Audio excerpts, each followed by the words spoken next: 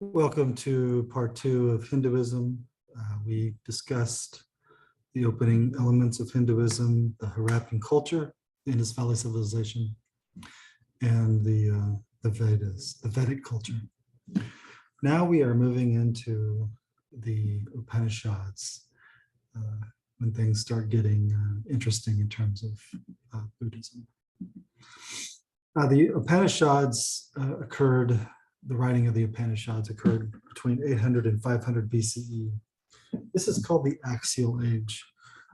Just about every major world religion has an axial age around this period, where you have the prophets in the Hebrew culture being written and being spoken about. You have the Upanishads, you even have Buddhism coming into fruition. The Upanishads for Hinduism is the philosophical foundation of Hinduism. This is where all the philosophy starts to play out. We have a movement in Hinduism toward a single divine reality. The term single divine reality is the focus of the Upanishads. This single divine reality could be known by anybody. We have a woman practitioner here, Hindu practitioner, in the picture. She is practicing meditation. She is getting in touch with that single divine reality, not only within herself, but the entire universe. It is said both priests and non-priests can experience the spiritual reality. Anybody can experience the spiritual reality. Therefore, it's a movement away from the rituals of the Vedic culture and toward the self as a proper foundation for enlightenment. We begin to have this concept of enlightenment or moksha. That term means liberation of the self from suffering and attaining this connection to the divine reality that exists within everybody, according to the Hindu tradition. Let's read this. This is from the Upanishads. "What is that instruction, sir?" he asked. The father replied, "My dear, as by one clod of clay, all that is made of clay is known, the difference being only a name arising from speech, but the truth being that all is clay. And as, my dear, by one nugget of gold, all that is made of gold is known, the difference being only a name arising from speech, but the truth being that all is gold. And as, my dear, by one pair of nail scissors, and all that is made of iron is known, the difference being only a name arising from speech, but the truth being that all is iron. Thus, my dear, is that instruction." Everything is one. That's the theme of this particular scripture. I mentioned in my earlier Hindu lecture the term Om, O-M, Om. That means there's a oneness in the universe. Just the name itself is connected to that single divine reality. There is something else in the text of a man pouring water in a cup and adding salt to the water. You can't see the salt, but if you taste the salt, you can taste it. So the idea here is that reality can be known, and it can be clear and visible to all people who are searching for it. 330 million gods. That's kind of an overstatement of how many gods exist, but it ultimately equals one divine reality. From this perspective, Hinduism is monistic in nature. There is one single divine reality. It's called monism, M-O-N-I-S-M. Let's read this allegory. Imagine a primal force of God exploding itself in trillions of tiny pieces. The entire universe exists as part of this explosion. Imagine now that we are born from the pieces of the primal force. And if we look deeply, we might recognize this force as part of us. Therefore, we participate or are part of this divine essence, and one day the various exploded parts may return as one once again. Again, we're using these as allegories, metaphors of that single divine reality that we all connect to if you practice Hinduism. Here we have a circle, a symbol of the eternal aspect of Brahman, this image. And this image is the spiritual essence and interconnectedness of the universe that can be known. There's the eternal infinite element to our divine reality. We are all derived from the sacred source and therefore are holy. The term Brahman means Sat-Chit-Ananda. Sat means reality itself. Chit is that pure consciousness that exists. And Ananda is that bliss that we interact with.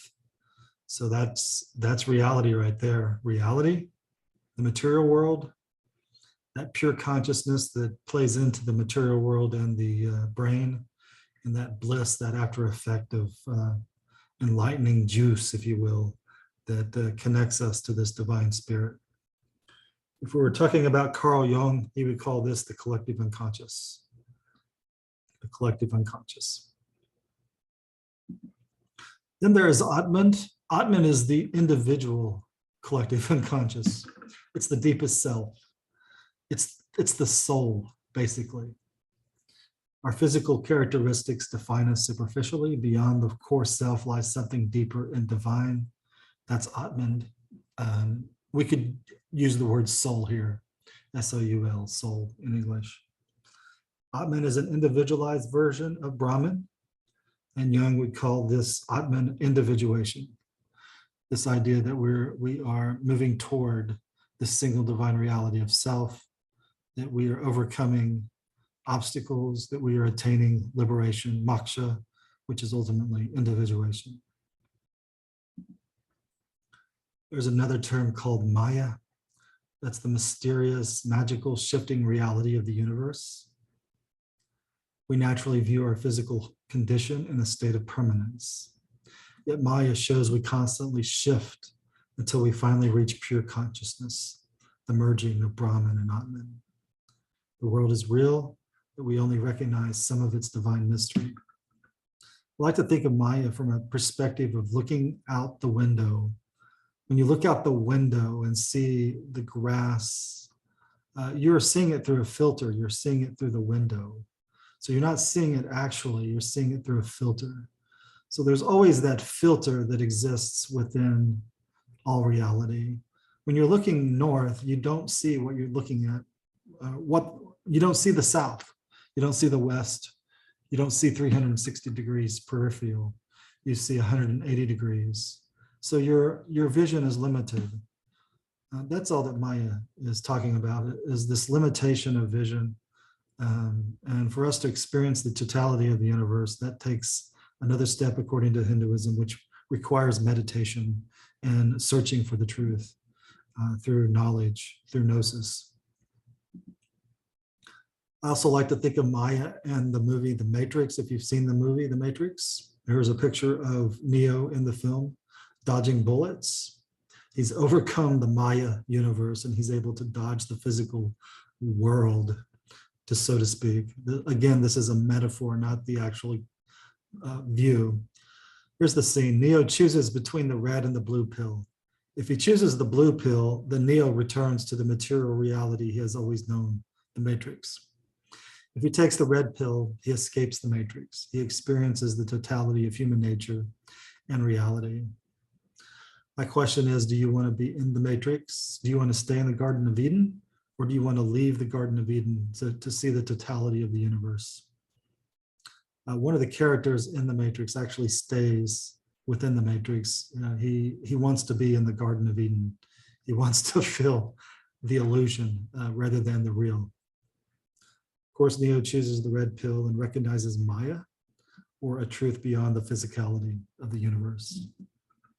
If you haven't seen the film, you should. It also is connected to Buddhism, some of the elements of the film. At the center of everything, Maya, Atman, Brahman, is of course karma. Karma is easy to define. It's basically every action has an automatic moral consequence. Even the fact that I'm speaking here contains some kind of automatic moral consequence. Karma means to do. According to Hinduism, karma accumulates over a series of lifetimes, and we are born in certain circumstances so as to overcome or work through past moral consequences. We're not condemned or necessarily rewarded by karma. We are instead evolving or progressing toward Atman and ultimately Brahman. And karma is the way. Karma means to act, to do, once again. And you have to act, you have to do something in order to overcome the problems and obstacles of your life. Here's a good example of karma and what's called samsara. Samsara is the wheel of life that binds us inevitably to struggle and suffering. It's that will of life, that's samsara. We're going through samsara. Life is samsara. Life is also karma, and we have some choices that we need to make. When we make those choices, then we overcome negative karma and move into positive karma. In the film Groundhog Day, here is Phil continually repeats the same day. Can you imagine living the same day repeatedly? That's samsara. He recognizes his selfish core. He's been selfish throughout this process and attains a sense of selflessness, leading him away from the path of samsara. Here we have him in the snow. He doesn't look like he's upset at all. He's finally arrived at a sense of breaking through the cycle of rebirth and death. Like the film, we constantly struggle and are bound by suffering until we reach the final stages of human development, which the Hindus call moksha or moksha. Moksha. Liberation. Buddhists call that nirvana. So moksha and nirvana mean the same thing. So moksha is to release or liberate oneself from samsara, the wheel of life. You might ask, well, how do we do that? How do we learn how to reduce the limitations of the individual ego, the brain itself? While Hinduism claims that moksha occurs over many lifetimes, we can also view it 1 minute at a time. Do we express the right action and moral consequence in that 1 minute? That's probably a better way to look at it. If not, then we are born into the next minute in order to improve upon our past limitations. Trying to get you to think about this beyond just reincarnation and samsara, that each minute is a new day, is a new night. As we move past the Upanishads, we then move into a different category, the Bhagavad Gita. That's a epic poem within the Mahabharata. And it takes place between 200 BCE and 200 CE, Common Era. So more at the time of Christianity, to be honest. The Bhagavad Gita focuses on the practical solutions of philosophy defined in the Upanishads. Instead of focusing on wisdom and attaining moksha, action and duty are also significant. So karma is connected to action and duty. Here's a quote.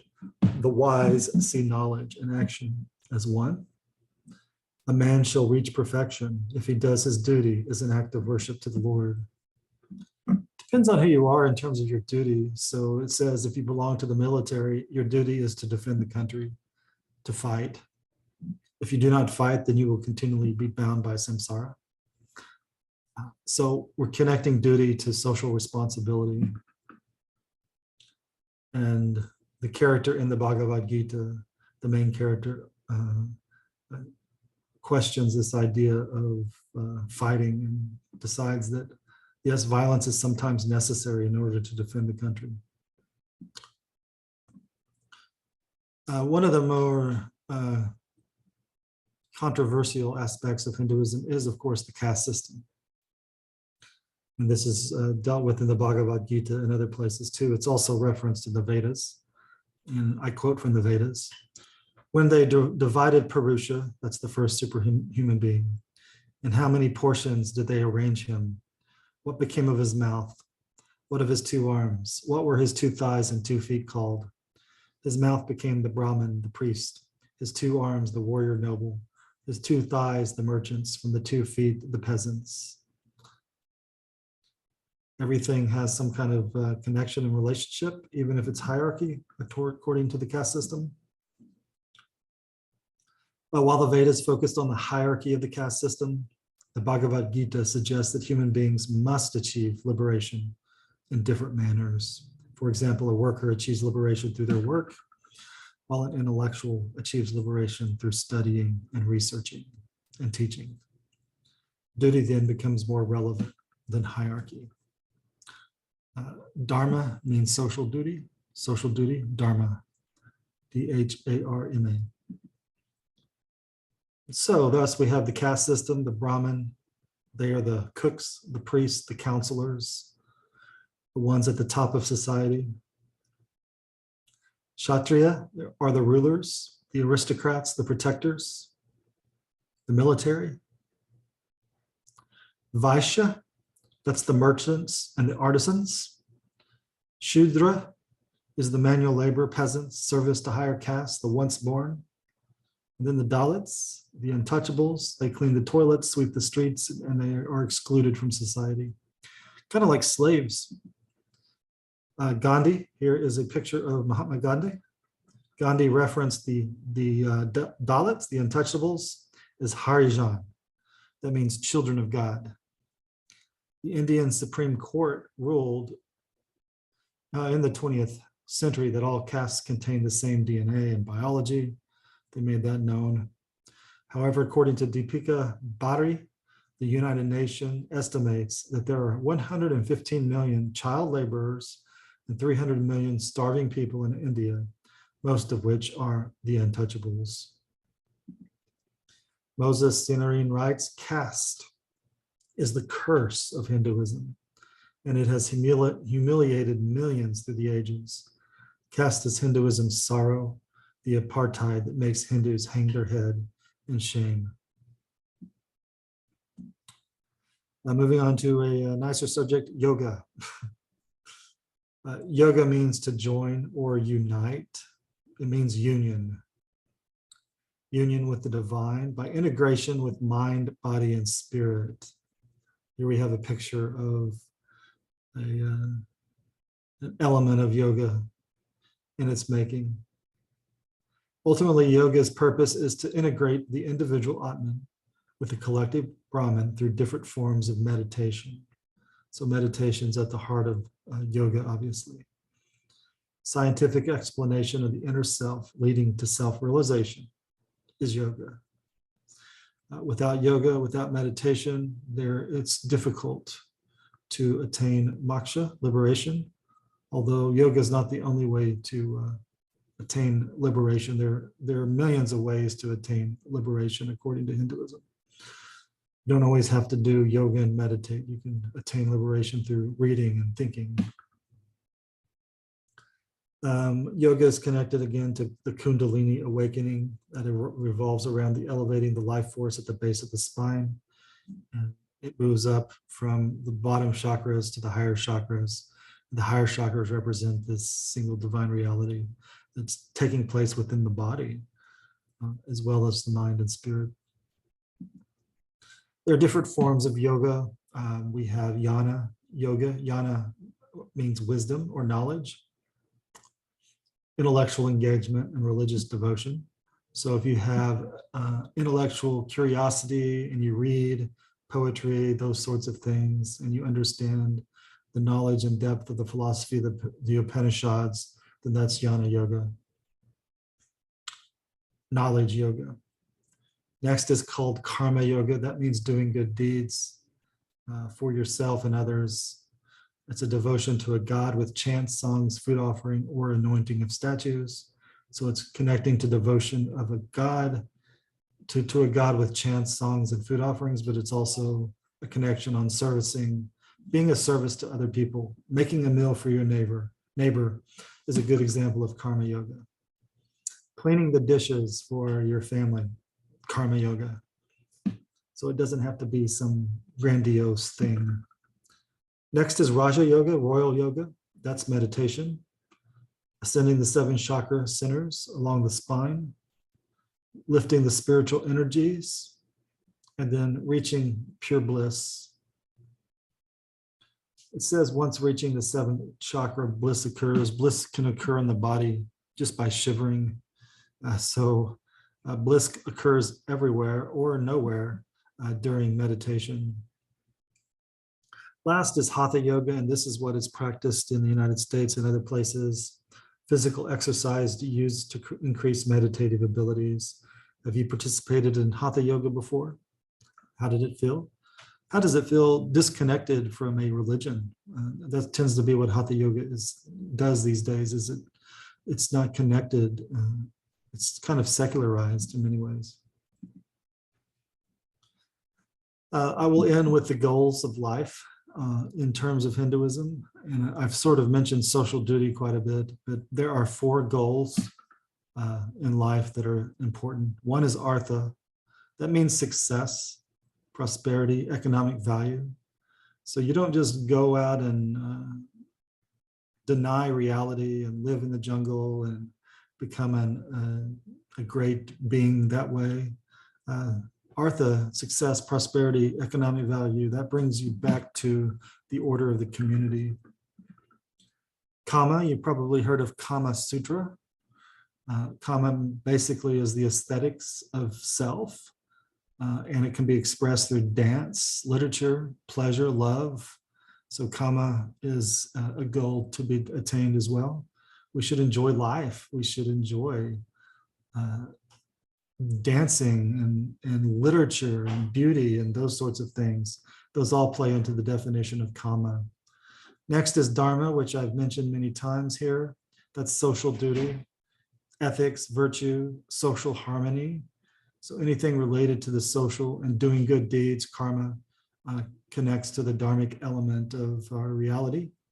And finally, the last goal in life is to achieve liberation, individuation, as Carl Jung calls it, and maintaining spiritual connections in life and really branching out to the point where you ascend beyond the archetype of self into the Brahmanic stage of reality. All right, thank you for listening to my PowerPoint on Hinduism. I hope you've learned a lot today. I will talk to you later on the next PowerPoint.